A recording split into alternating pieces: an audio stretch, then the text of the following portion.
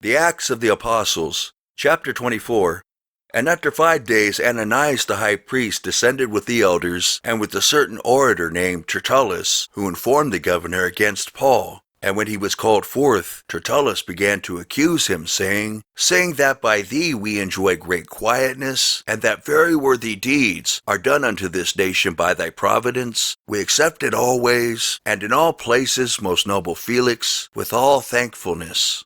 Notwithstanding, that I be not further tedious unto thee, I pray thee that thou wouldest hear us of thy clemency a few words. For we have found this man a pestilent fellow, and a mover of sedition among all the Jews throughout the world, and a ringleader of the sect of the Nazarenes, who also hath gone about to profane the temple, whom we took, and would have judged according to our law. But the chief captain Lysias came upon us, and with great violence took him away out of our hands, commanding his accusers to come unto thee, by examining of whom thyself mayest take knowledge of all these things, whereof we accuse him. And the Jews also assented, saying that these things were so.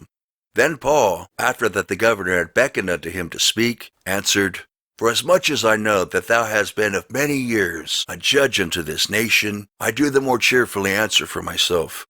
Because that thou mayest understand that there are yet but 12 days since I went up to Jerusalem for to worship, and they neither found me in the temple disputing with any man, neither raising up the people, neither in the synagogues nor in the city, neither can they prove the things whereof they now accuse me. But this I confess unto thee, that after the way which they call heresy, so worship I the God of my fathers, believing all things which are written in the law and in the prophets, and have hope toward God, which they themselves also allow, that there shall be a resurrection of the dead, both of the just and unjust. And herein do I exercise myself, to have always a conscience void of offence toward God and toward men.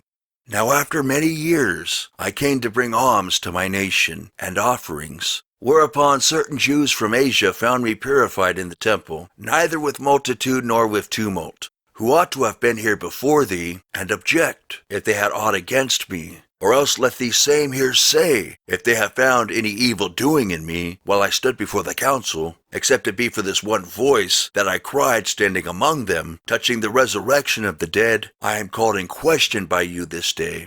And when Felix heard these things, having more perfect knowledge of that way, he deferred them and said, When Lysias the chief captain shall come down, I will know the uttermost of your matter. And he commanded a centurion to keep Paul, and to let him have liberty, and that he should forbid none of his acquaintance to minister or come unto him.